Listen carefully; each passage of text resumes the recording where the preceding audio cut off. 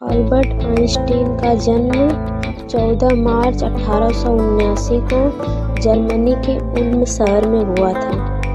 उनके पिता Hermann Einstein एक इंजीनियर और व्यवसायी थे, जबकि उनकी माता पॉलिन आइंस्टीन संगीत प्रेमी थी। वे गणित और विज्ञान में असाधारण रुचि रखते थे। 5 वर्ष की उम्र में एक चुंबकीय कंपास ने उन्हें बहुत प्रभावित किया, जिससे उनकी अदृश्य शक्तियों के प्रति जिज्ञासा बढ़ी। 1889 में उनके परिवार के मित्र मैक्स टालमुड ने उन्हें गणित और दर्शन के जटिल सिद्धांतों से परिचित कराया। वे भौतिकी और गणित में बहुत अच्छे थे, लेकिन उन्हें स्कूल की कठोर शिक्षा प्रणाली पसंद नहीं थी। 1894 में उन्होंने बिना डिप्लोमा के स्कूल छोड़ दिया।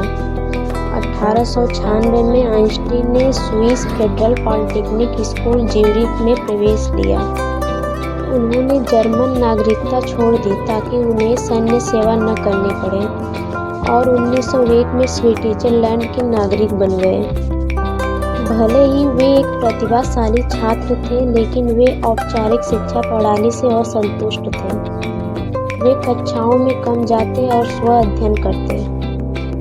स्नातक की डिग्री प्राप्त करने के बावजूद उन्हें कोई अस्थायी नौकरी नहीं मिली। 1902 में उन्हें स्विस पेटेंट कार्यालय में एक क्लर्क की नौकरी मिली, जहां वे नए आविष्कारों का विश्लेषण करते थे। 1905 को आइंस्टीन का चमत्कारी वर्ष कहा जाता है, क्योंकि इस वर्ष उन्होंने 4 महत्वपूर्ण शोध पत्र प्रकाशित किए। नंबर 1, फोटोइलेक्ट्रिक प्रभाव, जिससे भविष्य में क्वांटम यांत्रिकी का विकास हुआ। नंबर 2, ब्राउनियन मोशन, जिसने आणविक सिद्धांत को मजबूत किया। नंबर 3, विशेष सापेक्षता का सिद्धांत, जिसने समय और स्थान की पारंपरिक अवधारणाओं को बदल दिया। नंबर 4, E=mc² समीकरण, जिसने बताया कि द्रव्यमान और ऊर्जा एक दूसरे में परिवर्तनीय है। इन शोधों ने उन्हें तुरंत भौतिकी की दुनिया में प्रसिद्ध कर दिया।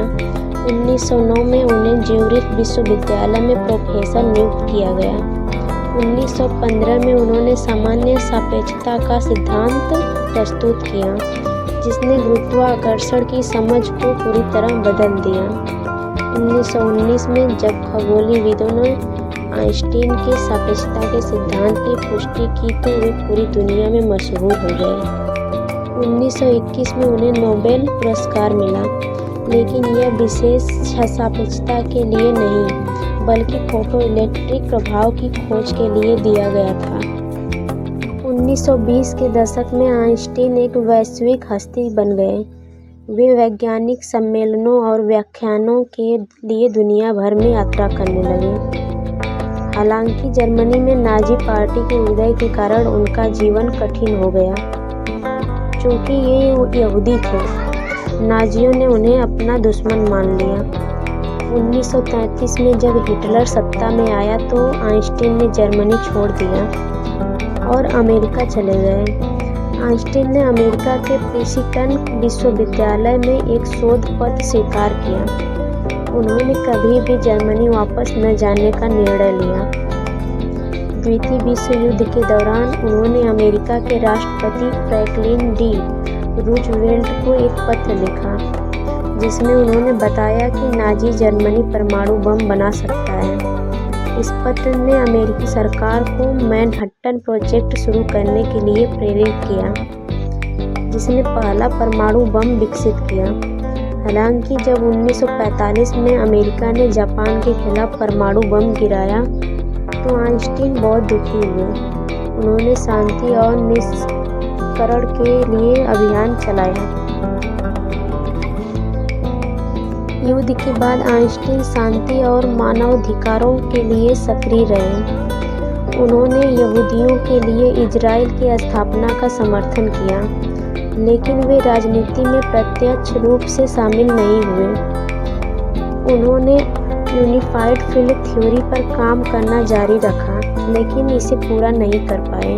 18 अप्रैल 1955 को 76 वर्ष की आयु में न्यू जर्सी, अमेरिका में उनका निधन हो गया।